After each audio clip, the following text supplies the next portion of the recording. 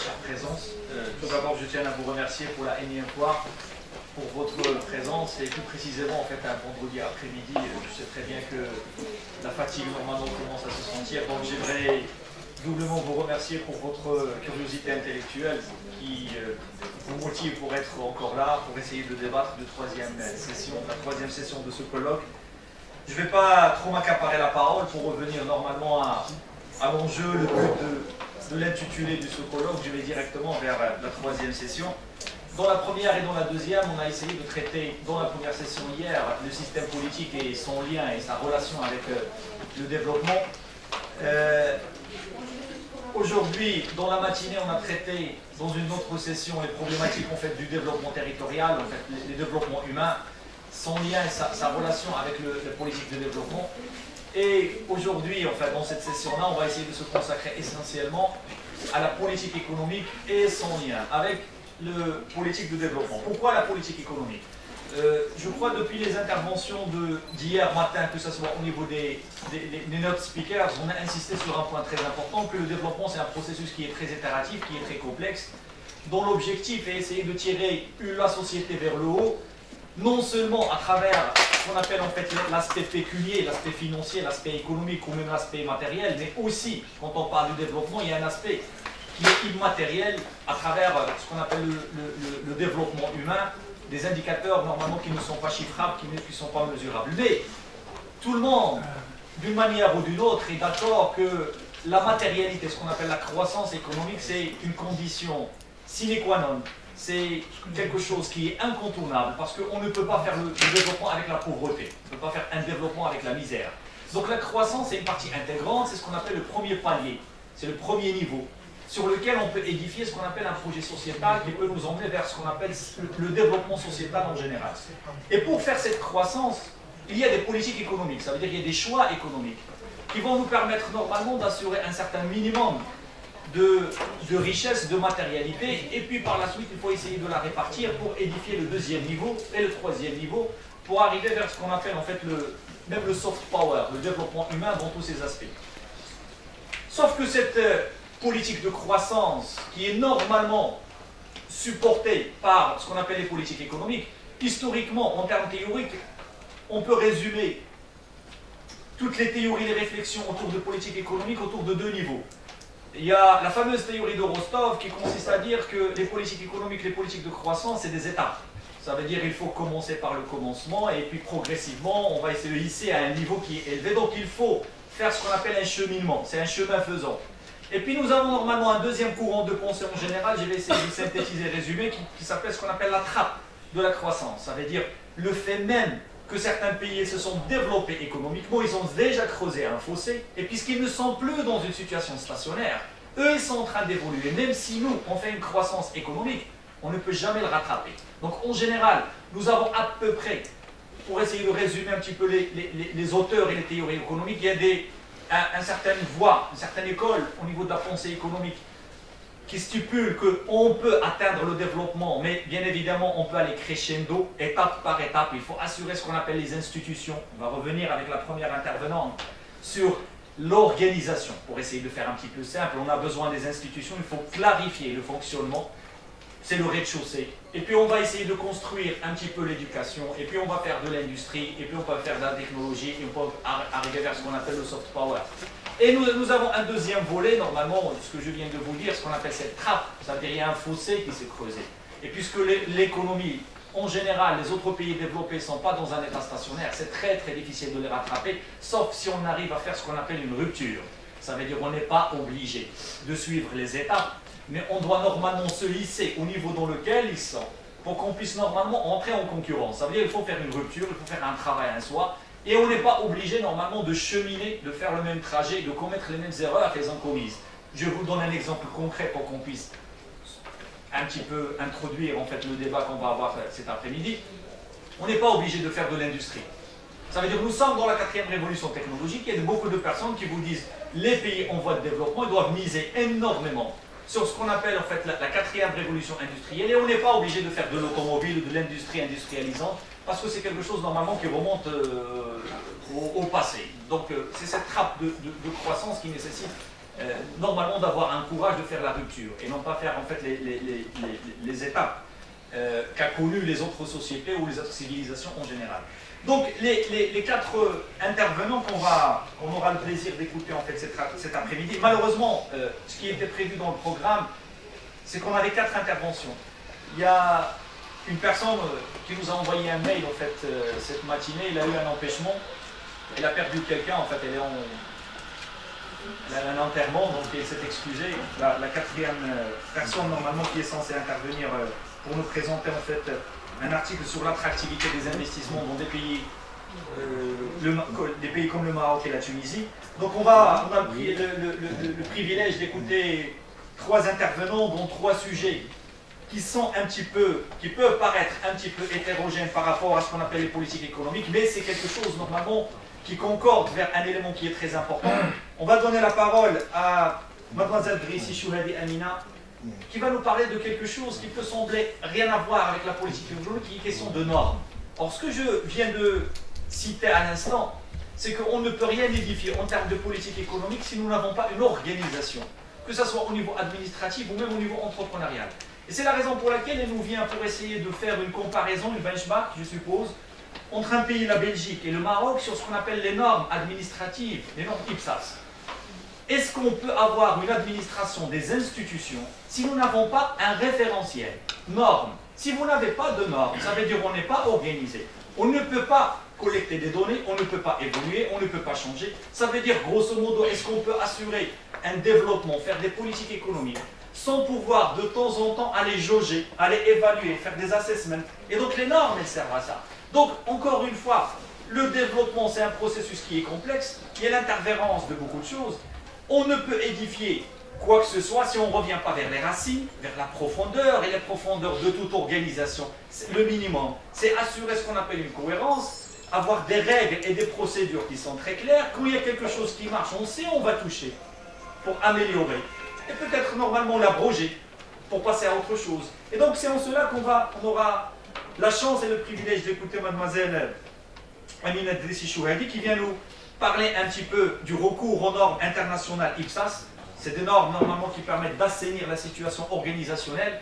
Et elle va nous parler un petit peu du cas marocain en comparaison avec la Belgique. Elle a 2 intervenants, je crois que c'est des Belges, non? C'est des Belges qui ne peuvent pas être là, mais elle vient parler en leur nom. Donc vous avez la parole. Et s'il vous plaît, 15 minutes, parce que normalement on est censé libérer la salle dans 1h30. À vous la parole. Merci monsieur le modérateur, et très heureuse d'être avec vous aujourd'hui afin de vous faire une brève présentation sur mathématiques, les conditions d'application des normes IPSAS au Maroc en comparaison avec la Belgique. Donc, déjà pour juste définir, ça veut dire quoi la nomination IPSAS, c'est International Public Sector Accounting Standards. Sont des normes dédiées au secteur public étant inspirées des IFRS, d'IAS qui sont appliquées au secteur privé. Donc, pour commencer, je commencerai par vous présenter le contexte et la problématique de notre recherche avant de vous en exposer le déroulement. Et je terminerai cette présentation par vous indiquer que cette recherche nous apporte ses limites et ses perspectives d'avenir. Alors, quel est le contexte de notre recherche? L'administration du Maroc connaît des difficultés d'organisation, de contrôle et de financement. Une réforme comptable est nécessaire pour apporter plus de transparence et de sincérité, et les IPSAS sont considérés dans le marché mondial comme la bonne solution. Tous ces éléments relèvent de la bonne gouvernance. Notre problématique est de savoir et de voir si le recours aux normes IPSAS est bien la clé de la bonne gouvernance que nous souhaitons. Alors, nous allons donc procéder à un diagnostic de l'administration marocaine. Il y a pas mal de questions qui se posent sur les atouts et les inconvénients, sur les limites et les défaillances. Est-ce qu'il faut adopter les normes IPSAS in extenso ou bien les adapter au contexte du pays? L'expérience étrangère est sans doute intéressante. C'est pour cela que nous avons décidé de procéder à une étude comparative. Comment s'est déroulée notre recherche? D'abord, nous avons choisi le domaine de recherche. Ensuite, nous avons procédé à une étude socio-historique, une analyse de systèmes comptables et des textes légaux. Les hypothèses que nous avons émises ont été analysées selon une méthode que nous vous présenterons, ainsi que leurs résultats. Notre choix, alors, Notre choix de domaine s'est porté sur la Belgique, qui présente certaines similitudes avec le Maroc. Alors, la Belgique est au cœur de l'Europe et le Maroc en rapport étroit avec l'Europe. Les deux pays sont des royaumes. L'application des normes IPSAS est encore partielle dans les deux pays. Un découpage administratif est important. Si on compare le contexte des deux pays, on voit cependant que la mise en œuvre des IPSAS est centralisée au Maroc et décentralisée en Belgique. Qu'une seule loi réagit à la situation marocaine alors qu'une multitude de textes existent en Belgique. L'Europe a une influence sur les deux pays. Il n'y a qu'un outil informatique au Maroc, par contre il y en a plusieurs en Belgique. Enfin, le pouvoir de décision est centralisé au Maroc, mais pas en Belgique.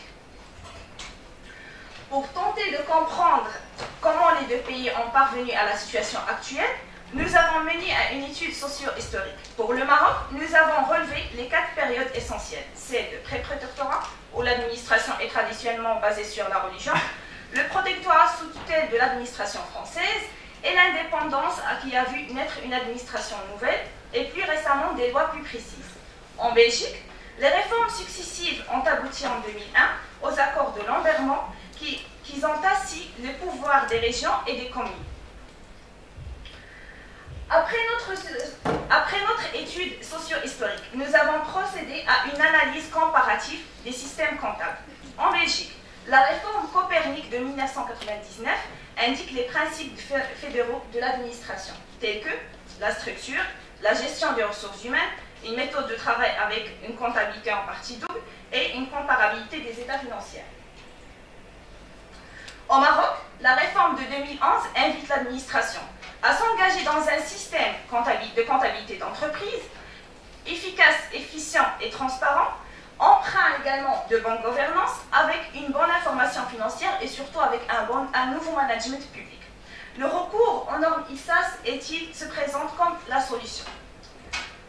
Alors, quand on examine les textes légaux, on constate qu'en Belgique, la loi cadre est déclinée dans les régions et les communautés, alors que Maroc, la seule loi organique de 173 est applicable partout au Maroc.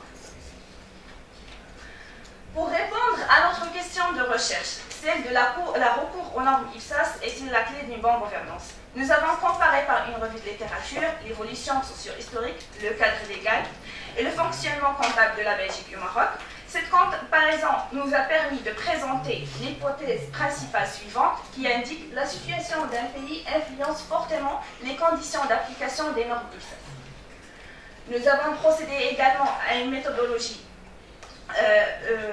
un positionnement épistémologique. Nous avons choisi un paradigme constructivisme, parce que le thème est original et il y a peu d'études qui ont été travaillées ou bien conduites sur le sujet. Notre mode de raisonnement basé sur une revue de littérature et sur l'analyse de terrain, et c'est une hypothético-inductive. Notre recherche comporte 3 phases.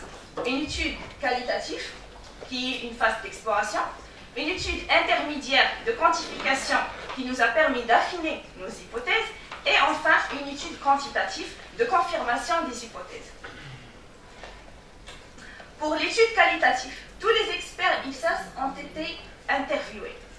En Belgique, selon les régions, les communautés, la Banque nationale et la Cour des comptes. En Maroc, le Trésor général, la Cour des comptes et les régions. L'enquête a été réalisée par des entretiens directifs, individuels et semi-directifs, enregistrés, analysés et quantifiés. Et les résultats de cette quantification nous a permis d'affiner nos hypothèses. Alors, après ce travail, nous avons affiné notre hypothèse principale par les sous-hypothèses suivantes. Le facteur culturel influence fortement les conditions de mise en œuvre des normes IPSAS. Le facteur géographique influence fortement également les normes IPSAS, l'application, les conditions de mise en œuvre des normes IPSAS. Le facteur politique et ainsi le facteur économique. Notre étude quantitative est basée sur recommandations des experts interrogés durant l'étude qualitative. Nous avons pu contacter la totalité des personnes concernées par les normes IPSAS, tant en Belgique qu'au Maroc. Au total, ce sont donc de plus de 400 personnes interviewées face à face avec des questionnaires préalablement testés par les experts. Les résultats obtenus sont de plus de 88% des interviewés qui ont été traités selon le modèle de régression linéaire comme le préconise la recherche. Alors, en passant aux synthèses et discussions de nos résultats, l'influence de la situation d'un pays indique que plus on tient compte le facteur culturel, plus on tend vers une bonne mise d'application des normes IPSAS. La proximité géographique, qu'elle soit géographique en Belgique ou institutionnelle comme au Maroc, favorise le développement des IPSAS dans ces pays. On peut penser que la Belgique et le Maroc influenceront de la même façon les pays limitrophes.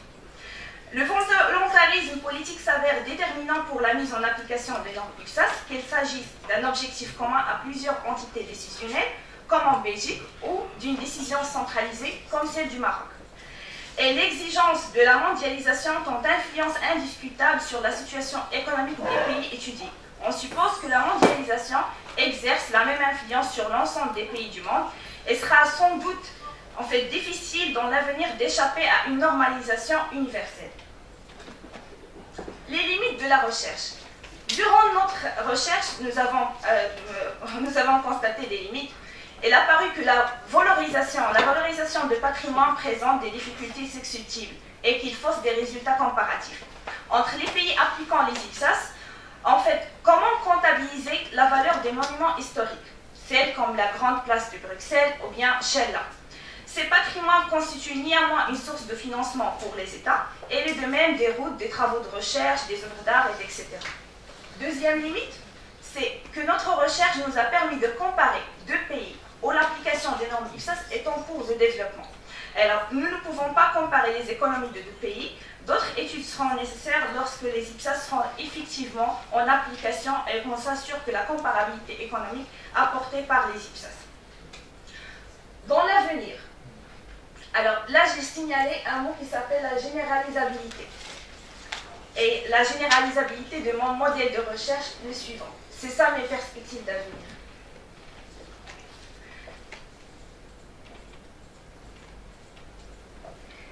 Pour que je puisse terminer, voici comment nous imaginons la généralisation ou la généralisabilité de prochaines des normes IPSAS dans le monde.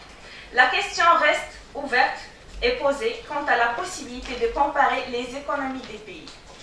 Je vous remercie. Moi, j'ai terminé ma présentation. Merci.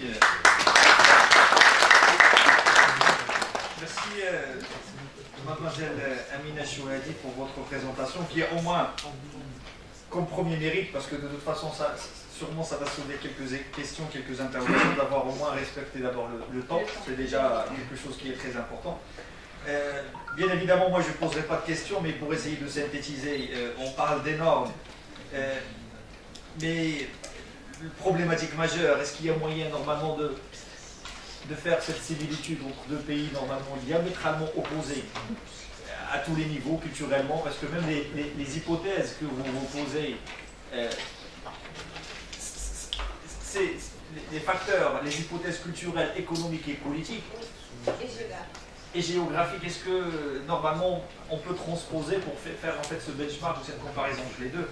Et deuxième remarque majeure, peut-être on va en parler par la suite, quand on parle de la norme, en général, c'est pour justement éviter en fait ces hypothèses. Donc les hypothèses, c'est comme c'est des hypothèses triviales, puisque quand on pose normalement des normes, c'est pour éviter l'influence de la culture, de l'économique, et on rentre dans la professionnalisation qui est un standard. Indépendamment du pays, on va appliquer la même chose. Quand on dit par exemple la norme de McDo comme organisation, quand on dit la norme au niveau de l'aviation, indépendamment de la personne qui a une culture A, B, C ou des facteurs économiques, il est obligé d'exécuter la même chose pour qu'on puisse normalement mesurer les choses. Donc si on dit qu'il y a des hypothèses qui influencent la mise en place des normes, ça veut dire les normes en elles-mêmes, elles n'ont pas un point et un facteur très important pour hisser l'organisation vers un milieu professionnel, et on va rester normalement sur l'amateurisme. Parce qu'en fait, les normes, quand ils s'imposent, c'est juste pour éviter l'interprétation de la culture, de l'économie, de la géographie et le reste. Sûrement, on va revenir sur ça, sur le débat. Merci mademoiselle Amina pour votre présentation. Je donnerai la parole, là, sur un autre registre. Monsieur Amli Hassan va essayer de nous parler un petit peu de l'investissement au Maroc. L'investissement, je crois, en termes macro et en termes micro, il va essayer de nous faire toute une synthèse. Je sais que c'est un sujet une thématique qu'il a fait, en fait, juste on te rappelle, il a fait 2 ouvrages sur la question, en fait, ils sont là au niveau de votre... Ils sont là, sur le stand là. Donc pour essayer de résumer, en fait, toute la problématique de l'investissement au Maroc, en 15 minutes, ça doit être un challenge. Et...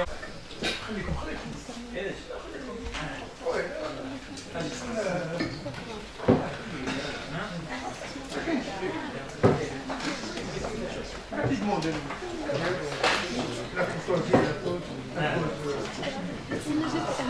rapidement, je sais qu'en termes de 2 jours, on est carrément épuisé, moi personnellement, c'est pourquoi je me donne uniquement 2 minutes, je n'ai pas la force de parler. Voilà, j'ai 2 points ou 3 si vous voulez, à Sénégal. On t'écoute. Avant l'organisation du colloque, on hésitait, parce que sincèrement, le colloque, c'est accaparant, c'est stressant. Ça demande beaucoup de moyens, humains, matériels, etc. Et j'hésitais, et on hésitait à l'organiser. Je disais même à mes collègues et amis, peut-être que ça sera le dernier colloque, vu l'importance de l'IADF. Mais je ne regrette rien, moi personnellement. Moi personnellement, je ne regrette rien dans la mesure où il y a eu la qualité. Moi personnellement, je ne regrette rien. Non, c'est-à-dire que l'appréhension que j'avais au départ a été agréablement récompensée par la qualité des intervenants et la présence aussi et la qualité des intervenants. Vous savez qu'on a fait un appel à la contribution. Et il y a eu une trentaine. 25 ont été retenus. Et sur les 25, il y avait 9. Et la plupart, c'est, à part le groupe, à part les intervenants qui font partie de la revue des structures Diana, il y avait les jeunes. Et moi personnellement, je crois que c'est partagé comme avis. On a été agréablement surpris par, donc c'est la relève, Inch'Allah, cette structure. Et donc je vous invite à garder contact avec le groupe, avec la revue, avec la page. Et j'y arrive à la page et au site. C'est pourquoi donc la transition pour le colloque ou non, cette année, nous, dans le groupe, moi je crois, c'est la thèse ou l'idée que je vais défendre auprès des amis, c'est de se contenter à des petites, des tables rondes qu'on faisait dans le temps, 3 à 4 par an, plus de colloques. Là, personnellement, je ne suis pas disposé à organiser un colloque. Donc, les tables rondes, on programme entre 3 à 4 sur une année, et les publications 2 à 3 qui sont programmées. Voilà pour le jeu dernier. Il y a un point important que j'ai oublié, je le fais systématiquement au niveau de l'ouverture. J'ai remercié les institutionnels, c'est-à-dire la fac, l'université, la fondation, etc. Le CIRPEC. J'ai remercié les intervenants, les collègues qui ont répondu positivement à notre appel et à notre invitation. J'ai oublié l'essentiel. À mon avis, c'est l'équipe des étudiants. Mes amis, non, je le fais systématiquement, je l'ai dit d'une manière, mais ce n'est pas suffisamment. Je voulais citer, je risquais d'oublier des noms, mais je le réitère. D'ailleurs, je le fais systématiquement, après chaque activité, j'envoie un message personnalisé au groupe d'étudiants. Maintenant, ce n'est pas uniquement mes étudiants de la structure diplomatique, ou du master diplomatique, mais aussi ceux de ces Omar Hennis et vous-même, et d'autres qui ont conjugué leurs efforts pour faire de cette activité une activité réussie. Donc, pour que cet effort, cet investissement intellectuel, universitaire, académique ne se perde pas, qu'il y ait, à part la publication, évidemment, ça c'est une règle chez nous, c'est-à-dire que toute activité est sanctionnée par une publication, on le fera.